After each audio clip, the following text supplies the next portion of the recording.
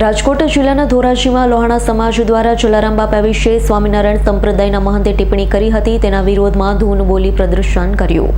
સંત શ્રી શિરોમણી જલારામ બાપા વિશે સ્વામિનારાયણ સંપ્રદાયના મહંત દ્વારા જે ટિપ્પણી કરવામાં આવી છે તેને લઈ તમામ જગ્યાએ વિરોધ પ્રદર્શન કરવામાં આવી રહ્યું છે. જ્યાં સુધી વીરપુર જલારામ મંદિર ખાતે સ્વામિનારાયણ મહંત જ્ઞાન સ્વામી માફી નહીં માંગે તેવી માંગણી ઉઠવા પામી છે. ઠેર ઠેર અને જલારામ બાપાને માનનારા લોકો અને રઘુવંશી સમાજ અને લોહાણા સમાજમાં રોષ જોવા મળ્યો છે. ધોરાજી રઘુવંશી સમાજ લોહાણા સમાજના લોકો બોડી સંખ્યામાં ઉપસ્થિત રહી ધોરાજીના લોહાણા સમાજ વાડીમાં આવેલ જલારામ મંદિરના પટાંગણમાં એકત્રિત થઈ જ્ઞાન સ્વામીને જલારામ બાપા સદબુદ્ધિ આપે, વીરપુર જલારામ મંદિર ખાતે જઈ માફી માંગે તે માટે ધૂન બોલાવી હતી. એક વ્યક્તિએ તો માનતા પણ રાખી છે.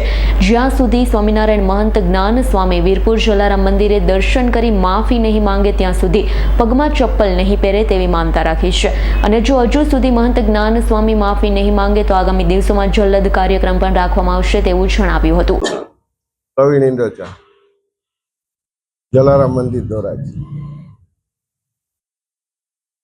પરમ પૂજ્ય જલારામ બાપા વિશે સ્વામિનારાયણ કહેવાતા સંત જ્ઞાન પ્રસાદજીએ જલારામ બાપા વિશે જે ટિપ્પણી કરી છે અને ખોટી વાતો ફેલાવી છે, જેના વિરોધમાં આજરોજ ધોરાજી જલારામ મંદિરે રઘુવંશી સમાજને જલારામ ભક્તો એકઠા થઈ રામધૂન બોલાવી અને એ માફી માંગી લે અને સદબુદ્ધિ એવી આપે અને એને જે ભાષા બોલી છે એના વિરોધમાં આજે અમે એકઠા થયા છીએ અને વધુમાં વધુ જલદ કાર્યક્રમો આપવાની પણ અમારી તૈયારી છે.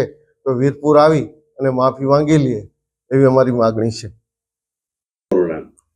જય જલારામ. મારું નામ મનોજભાઈ ચંદુભાઈ ગઢિયા, ધોરાજી લોહાણા સમાજમાંથી. જે સ્વામિનારાયણ ભગવાનના સંત જે આવું જલારામ બાપા વિશે ખોટી ટિપ્પણી કરેલ તે બદલ અમે તેમનો વિરોધ કરીએ છીએ. જે ખોટી તદ્દન ખોટી વાત છે. બરાબર છે. ફતેપુરના રહેવાસી શ્રી ભોજલરામ બાપાના આશીર્વાદથી આ બધું ચાલે છે સદાવ્રત, જે અમે લોકો જાણીએ છીએ ત્યાં સુધી. આ તદ્દન ખોટી વાત છે. જે વાતને અમે રખોડી કાઢીએ છીએ. અને આજ રોજ મેં એવો સંકલ્પ કરેલ છે કે જ્યાં સુધી વીરપુરમાં આવીને આ સંત કે જે કોઈ ત્યાં આવીને બાપાની માફી ન માગે ત્યાં સુધી હું મારા પગમાં ચપ્પલ નહીં પહેરું એવો હું સંકલ્પ કરું છું. Bureau report S9 news, Rajkot. અમારી તમામ માહિતીથી અપડેટ રહેવા માટે જોડાયેલા રહો S9 ન્યૂઝ સાથે.